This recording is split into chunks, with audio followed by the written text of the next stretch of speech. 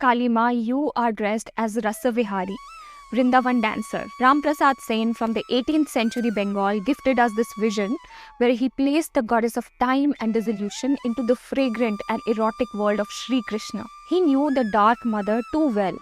In his consciousness, the separation between the sweetness of Krishna's world and the ferocity of Kali's world dissolved completely. And then he says, "Your mantras are various, and so are your activities.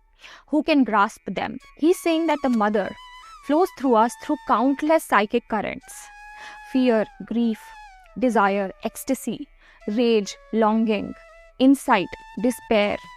Trying to put her into a definition is like trying to bottle up an entire monsoon. And then he acknowledges that the subject is extraordinarily difficult. Half your body is matchless Radha, a woman, and the other half some man, a yellow cloth tied at your waist. Radha is the embodiment of pure longing, pure devotion, and Krishna is the bliss of divine play. Ma Kali holding both means she is full spectrum. And this is difficult to understand because ego must maintain separation in order to operate. Your wild hair knotted back and a flute in your hand. Kali's unbound hair represent the power of time that is beyond human control. By tying the hair, Ram Prasad shows that this power can gather itself. It can concentrate and choose its mode of revelation. The flute that she holds plays only because it is empty. The sweetness depends on the absence of blockages.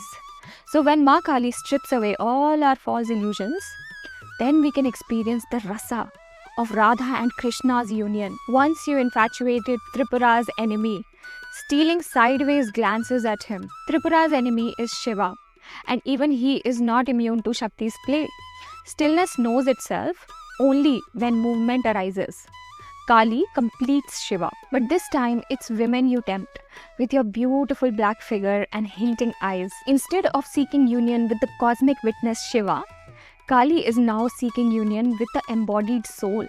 So instead of quoting transcendence, she is quoting immanence over here, the lived being of a devotee. In this poem, Ram Prasad wants to break the devotee's binary thinking. He's saying, stop dividing the divine, stop dividing yourself. We approach different deities based on our samskaras. But if we go deep enough, we will find that all of them lead to the same reality, which is beyond our limited conditioning.